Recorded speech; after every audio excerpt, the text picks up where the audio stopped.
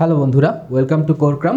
আজকে আমরা তোমাদের জন্য অনেক গুরুত্বপূর্ণ একটা টপিক নিয়ে আলোচনা করব, যে কোশ্চেনটা আমাদের সবারই আসে, স্পেশালি যারা আমরা নতুন স্কুল থেকে কলেজে উঠি তাদের মাথায় সবচেয়ে বেশি যে প্রশ্ন আসে যে এইচএসসি প্লাস অ্যাডমিশনের যে ফিজিক্স, এই সাবজেক্টটা আমরা কীভাবে পড়বো। ঠিক আছে, কীভাবে এটা পড়লে আমাদের একই সাথে এইচএসসিও কমপ্লিট হবে, অ্যাডমিশনও কমপ্লিট হবে। তো এই বিষয়ে অনেকেই মনে করে যে আমরা এইচএসসির সময় শুধু সহজ টপিকগুলো পড়বো বা এইচএসসির টপিকগুলো পড়বো, অ্যাডমিশনের সময় অ্যাডমিশনের টপিকগুলো পড়বো।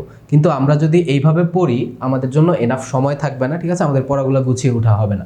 তা আমাদের টার্গেট থাকবে একদম শুরু থেকে যখন আমরা পড়বো দুইটাকে একসাথে ফোকাস রেখে পড়বো, তাহলে আমাদের দুইটা কাজই সহজ হয়ে যাবে। ঠিক আছে, তো প্রথমত হচ্ছে আমরা যদি আসি যে এইচএসসি আর অ্যাডমিশন মাঝখানে আসলে পার্থক্য কী। তো অন্য সকল সাবজেক্টের ক্ষেত্রে আমরা দেখি এইচএসসি পরীক্ষাটা তুলনামূলক বেশ সহজ হয়, অ্যাডমিশনটা সেই তুলনায় অনেক কঠিন হয়। কিন্তু বিগত কয়েক বছরের প্রশ্ন যদি আমরা দেখি, ফিজিক্সের এইচএসসি পরীক্ষার প্রশ্ন যথেষ্ট কনসেপচুয়াল। এখন আর 10 বছর আগের মতো এমন অবস্থা নাই যে তোমার একই প্রশ্ন, সাজেশনের প্রশ্ন বারবার ঘুরে ঘুরে কমন আসে, এবং ফিজিক্সে সত্যিকার অর্থে সৃজনশীল প্রশ্ন করা হয়। সো আমাদের ফিজিক্সের ক্ষেত্রে এই কনসেপ্ট ক্লিয়ার রাখাটা খুবই খুবই ইম্পর্টেন্ট। অ্যাডমিশনের জন্য তো অবশ্যই, অ্যাডমিশনে সবসময় কনসেপচুয়াল প্রশ্ন আসে। এখন এইচএসসির জন্য আমাদের কনসেপচুয়াল করে পড়াটা খুবই ইম্পর্টেন্ট। ঠিক আছে, আমরা কমন দেখে 2-4টা ম্যাথ করে গেলে বা বারবার আসে এমন 2-1টা ম্যাথ যদি দেখে করে যাই, সবসময় আমাদের কমন পড়বে না। ঠিক আছে, তো চলো আমরা দেখি যে আমরা কি কি ধাপে যদি আমরা পড়ি তাহলে আমাদের জন্য এই কাজটা সহজ হয়ে যাবে। তো দেখো, এখন আমাদের এখানে মূলত 3টা বিষয় ফলো করতে হবে। প্রথম জিনিস হচ্ছে মেইন বই। অবশ্যই আমাদের একটা মেইন বই থাকতে হবে, এবং আমাদের শুরু থেকে, এইচএসসি শুরু থেকে সবসময় মেইন বইটাকেই মেইন হিসাবে রাখতে হবে। কোনো নোট বা কোনো কিছু এটা কখনোই মেইন বইয়ের রিপ্লেসমেন্ট হতে পারে না। ঠিক আছে, আমাদের সবসময় একটা মেইন বই রাখতে হবে, এবং একটা মেইন বই খুবই ভালো করে পড়তে হবে। তো এখন আমাদের প্রথমেই কথা আসবে যে আমরা এইচএসসির জন্য কি পড়বো, অ্যাডমিশনের জন্য কি পড়বো। তো আমাদের এইচএসসি অ্যাডমিশন দুইটা মিলাই আমি তোমাদের জন্য সাজেশন দিব। তো এখানে আমার সাজেশন দুইটা পার্টে বিভক্ত থাকবে। একটা পার্ট হচ্ছে তোমরা যারা ইঞ্জিনিয়ারিং কোচিং করতে যাও তাদের জন্য একরকম সাজেশন, আর যারা এইচএসসি পরীক্ষায় ভালো করে মেডিকেলের জন্য বসতে চাও তাদের জন্য আবার ডিফারেন্ট রকম সাজেশন থাকবে। তো প্রথমত মেইন বইয়ের ক্ষেত্রে আমি প্রথমেই খুবই আন্ডাররেটেড একটা বইয়ের কথা বলবো। ইউজুয়ালি সবাই তপন স্যার বা ইসাক স্যারের বই পড়ে, সবগুলো বই ভালো। ঠিক আছে, বই খারাপ কোনোটাই না, সবগুলো বই ভালো। কিন্তু এই অক্ষরপত্রের যে বইটা আছে, প্রামাণিক স্যারের বই, খুবই আন্ডাররেটেড একটা বই। কিন্তু আমার অভিজ্ঞতায় আমি 6 বছর ধরে পড়াচ্ছি এবং আমি নিজেও এই বইটা পড়ে এসেছি। তো এটা খুবই অসাধারণ একটা বই। ঠিক আছে, এই বইয়ের থিওরি প্লাস ম্যাথমেটিক্যাল পার্টগুলো আমার কাছে মনে হয়েছে অন্য যে কোনো বইয়ের চেয়ে অনেক বেশি কমপ্লিট। তো যারা স্পেশালি ইঞ্জিনিয়ারিং পড়তে চাও তাদের কাছে আমার প্রথম সাজেশন থাকবে তোমরা এই অক্ষরপত্রের এই বইটা সংগ্রহ করবে। ঠিক আছে, তো এই অক্ষরপত্রের বইটার মাঝখানে ওদের থিওরি খুবই সুন্দর, তুমি একবার বুঝে ফেললে বই দেখে দেখে খুব সুন্দর করে পড়তে পারবে, এবং প্রচুর পরিমাণে ম্যাথ দেওয়া আছে বইয়ের শেষে। সেখানে আমাদের পাস্ট কোশ্চেনও যেমন আছে, বোর্ড কোশ্চেনও তেমন আছে, আবার বইয়ে অনেক স্ট্যান্ডার্ড যত টাইপের ম্যাথ থাকে সবই মিক্স করে দেওয়া থাকে অনুশীলনীতে, আর তাদের উদাহরণগুলো খুব ভালো। সো এই বইটা পড়লে আমি মনে করি যে অ্যাডমিশনের জন্য, স্পেশালি ইঞ্জিনিয়ারিং অ্যাডমিশন যারা, এইচএসসি পরীক্ষার পাশাপাশি অ্যাডমিশনের আমাদেরও খুব ভালো একটা প্রস্তুতি হয়ে যাবে। আর ইউজুয়ালি আমরা তপন স্যারের বইটা পড়ি, এই বইটা তুলনামূলক একটু সহজ। এই বইটা তোমরা যদি তোমাদের কাছে মনে হয় শুরুতে যে খুব কঠিন লাগছে পড়াটা, সেক্ষেত্রে তপন স্যারের বই থেকে পড়তে পারো। কিন্তু তপন স্যারের বই থেকে পড়লে এইচএসসি বাদে বাকি টপিকগুলো খুব ভালোভাবে কভার হয় বলে আমি মনে করি না।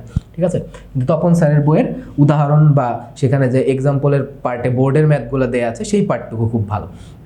যাই হোক, তাহলে আমরা যেটা বলছি যে আমাদের যদি টার্গেট থাকে আমাদের অ্যাডমিশন এবং ইঞ্জিনিয়ারিং অ্যাডমিশন পার্টিকুলারলি, আমরা এই অক্ষরপত্রের বইটা পড়তে পারি। আর সাথে যদি সেকেন্ডারি বই কেউ রাখতে চাও, তপন স্যারের বইটা চাইলে রাখতে পারো। ঠিক আছে, এটা ইউজুয়ালি সবাই সাজেস্ট করে, যেহেতু কলেজ থেকে, সাথে যদি থাকলেও একটু পড়ে দেখতে পারো, খারাপ হবে না।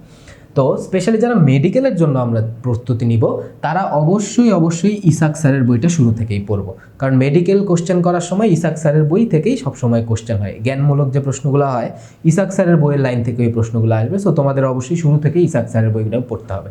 তো ইসাক স্যারের বইটা একটু তুলনামূলক অগোছালো, তো এইচএসসি পরীক্ষার জন্য কমপ্লিমেন্টারি হিসাবে তোমরা অক্ষরপত্র অথবা তপন স্যারের বই যে কোনো একটা সাথে রাখতে পারো, এটা এইচএসসির জন্য। ঠিক আছে, তোমাদের বিভিন্ন সংজ্ঞা, ব্যাখ্যামূলক প্রশ্ন, ওই ব্যাপারগুলো এই দুই বইয়ের যে কোনো একটাই আছে। তো আমি সাজেস্ট করি সবসময় ইসাক স্যারের বইয়ের সাথে অক্ষরপত্রের বইটাই রাখতে পারো, খুবই ভালো বই।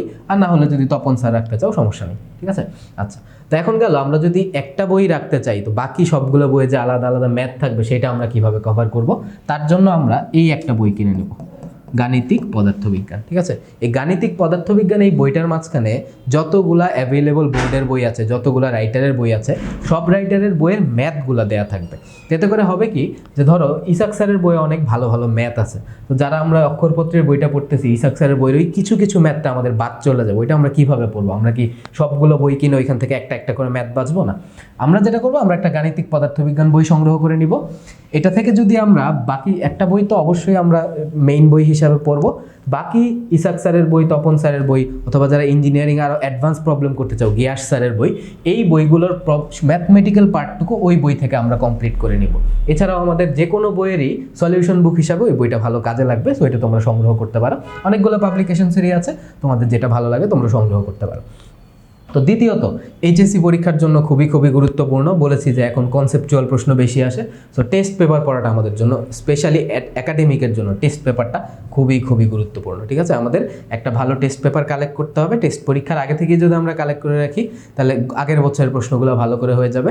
তো সেটা আসলে ইউজুয়ালি করা লাগে না, আমরা শুরুতেই যে অক্ষরপত্রের বই বা তপন স্যারের বই যেটাই পড়ি, সব বই মোটামুটি বিগত 3-4 বছরের বোর্ড কোশ্চেন সুন্দর করে অধ্যায়ভিত্তিক সাজানো আছে, সেটা করলে আমাদের এইচএসসি একাডেমিক চলাকালীন টাইমে হয়ে যাবে। আর টেস্ট পরীক্ষার পরে অবশ্যই টেস্ট পেপারটা নিয়ে আমরা ভালো করে টেস্ট পেপারটা শেষ করব। এটা আমাদের এইচএসসি পরীক্ষার প্রস্তুতির জন্য একেবারে খুবই খুবই গুরুত্বপূর্ণ একটা পার্ট।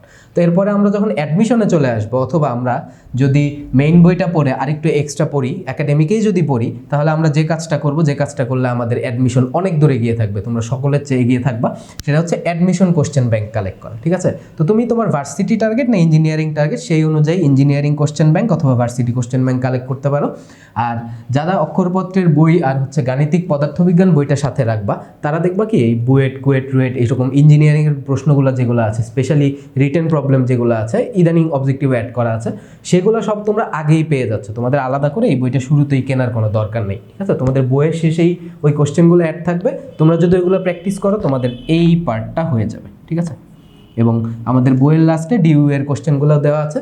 তো এই দুইটা পার্ট আমরা বই থেকেই চাইলে, এই একটা বই আর এই গাণিতিক পদার্থবিজ্ঞান, এই দুইটা বই মিলে আমাদের মোটামুটি admission plus academic full complete হয়ে যাবে। আর আমরা যখন আমাদের টেস্ট পরীক্ষা শেষ হয়ে যাবে, তখন অবশ্যই একটা আলাদা টেস্ট পেপার নিয়ে ওই বছরের টেস্ট পরীক্ষায় কী কী প্রশ্ন এসেছে সেই অনুযায়ী পড়বো। আর অ্যাডমিশনে চলে গেলে আমরা আবার আলাদা engineering question bank, varsity question bank, এগুলা আলাদা করে আমরা আবার পড়বো মেইন বইয়ের সাথে সাথে। ঠিক আছে, তো এইভাবে যদি আমরা পড়ি, আশা করি আমাদের ফিজিক্স খুবই সহজ হয়ে যাবে, ফিজিক্সের কনসেপ্টটা আমাদের ক্লিয়ার হয়ে যাবে। এটাই ফিজিক্স পড়ার সবচেয়ে আদর্শ উপায় বলে আমি মনে করি। তো এইভাবে ফিজিক্স পড়লে তোমাদের জন্য শুরু থেকেই সহজ হয়ে যাবে। শুরু থেকেই আমরা সব ধরনের প্রবলেম করার ট্রাই করব, সব ধরনের প্রবলেম আমাদের সলভ করার একটা দক্ষতা অর্জন হবে, তাহলে আমাদের এই ধরনের ক্লাস করা খুব সহজ হয়ে যাবে।